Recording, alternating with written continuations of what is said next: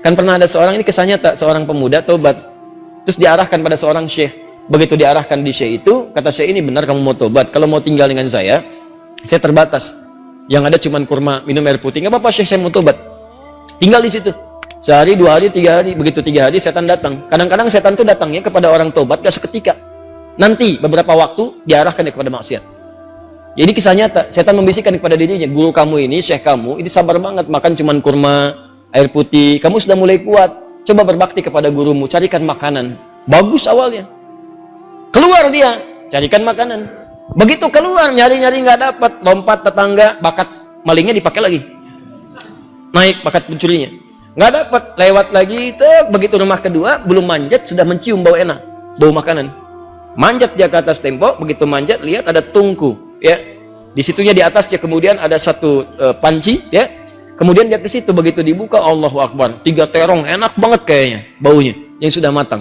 Ya, dibisikkan ke telinganya, coba dulu aja, kalau enak ambil, berikan kepada gurumu. Syekhmu kan orang terkenal di sini, kalau cuma ngambil dikasih tahu buat gurumu, pasti orang paham. Baik, nah begitu proposalnya tuh. Akhirnya dia coba dikunyah. Begitu dikunyah kemudian, nah karena dia sudah tobat, itu ada petunjuk di hatinya. Jadi kalau orang sudah bersih itu kemudian berbuat maksiat, nanti ada yang namanya burhan mirabbi. Ya, petunjuk Allah, seperti Nabi Yusuf menerima burhan, ini salah. Ya, cahaya kebaikan yang diberikan oleh Allah kepada seseorang yang tergerak berbuat maksiat, di hatinya mengatakan jangan lakukan, itu salah. Nah dia begitu, jangan lakukan, itu keliru, itu salah. Begitu mendengar suara tadi, dia muntahkan. Ini kisahnya tadi, muntahkan seketika, dan dia lari, dan dia ingin ceritakan kepada gurunya bahwa dia telah berbuat salah. Dia pengen dituntun, salah saya pengen tobat. Balik lagi, begitu balik lagi ke tempat gurunya, qadar Allah, begitu pulang ke masjid gurunya, ternyata gurunya sedang berhadapan dengan seorang perempuan. Di luarnya ada bapaknya nunggu, seorang laki-laki tua. Begitu sedang berhadapan, lihat anak muda tadi, dipanggil, ya bunaya ta'al, anak sini, sini. Ya, begitu datang, diceritakan sama gurunya, ini ada seorang perempuan datang pada saya, dia baru ditinggal wafat oleh suaminya, selesai masa iddahnya, dia datang pada saya untuk dicarikan jodoh. Saya tawarkan pada kamu, maukah engkau menjadi jodohnya? Nah, kalau anda dalam situasi seperti itu tuh, udah datang mau tobat, masuk masjid ada durian tuh kan. Wah, perempuannya cantik, tinggal wafat kemudian oleh suaminya, belum ada keturunan dan seterusnya, baru aja menikah, selesai masa iddah, ditawarkan pada anda, mau nggak? Lalu laki-laki ini berkata, guru, saya khawatir tidak bisa memberikan apa yang membutuhkan, saya saja kesini numpang. Apa jawab gurunya? Kamu nggak usah khawatir, dia diwarisi harta yang sangat banyak, dia kesini hanya mencari pria soleh yang ingin jadi suami yang mampu membimbing dia ke surga. Kira-kira kalau ada jawaban seperti itu, apakah anda bersedia atau tidak menolak sama sekali?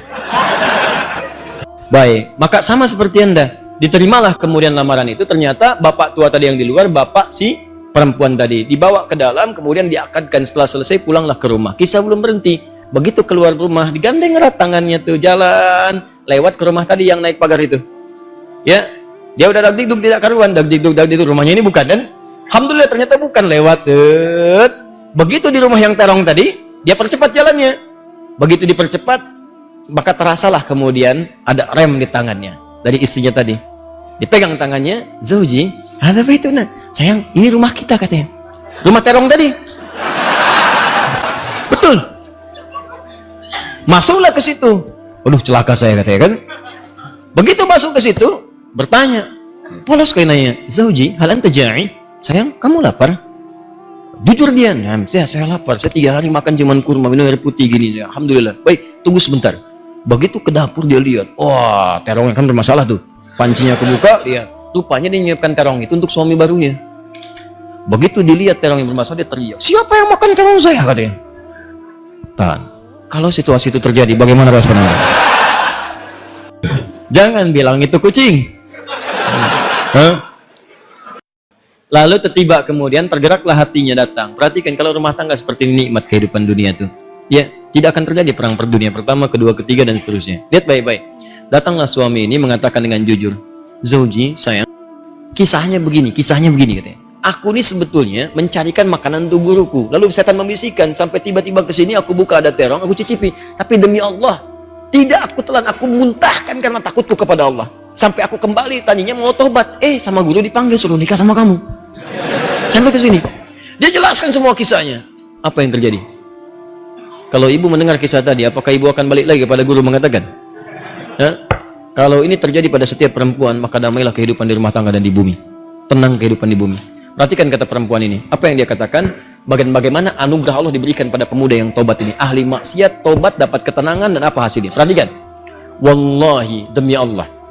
Secuil terong yang engkau muntahkan karena Allah itu, maka Allah ganti dengan seluruh terongnya, panci tempat terongnya, rumah tempat terongnya, plus pemilik terongnya.